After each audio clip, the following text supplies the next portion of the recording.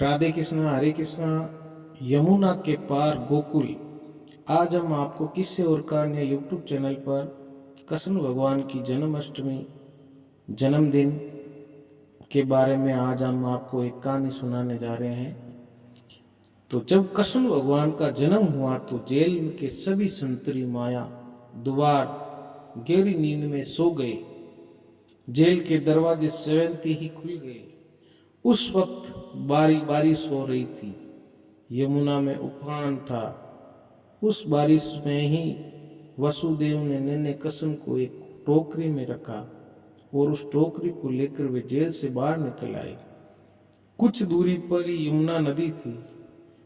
उस पार जाना था, लेकिन कैसे? तभी चमत्कार हुआ।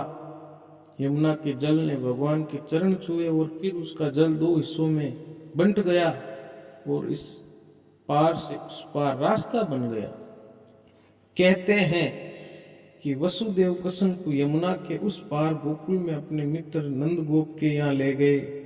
वहां पर नंद की पत्नी यशोदा को भी एक कन्या उत्पन्न हुई थी। वसुदेव श्री कृष्ण को यशोदा के पास सुलाकर उस कन्या को ले गए। गोकुल माँ यशोदा का मायका था और नंद गांव में उनका ससुराल। श्री कृष्ण का लालन पालन यशोदा व नंद ने किया। गोकुल यमुना के तट पर बसा एक गांव जहाँ सभी नंदों की गायों का निवास स्थान था। नंद मथुरा के आसपास गोकुल और नंद गांव में रहने वाले आबिर गोपों के मुखिया थे। यहीं पर वसुदेव की दूसरी पत्नी रोहिणी ने बलराम को जन्म दिया था।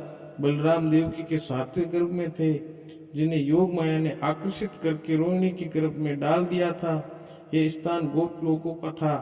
मथुरा से गोकुल की दूरी महज 12 किलोमीटर ही है। कृष्ण भगवान की लीला अपरंपार है। जय श्री कृष्णा। राधे कृष्णा।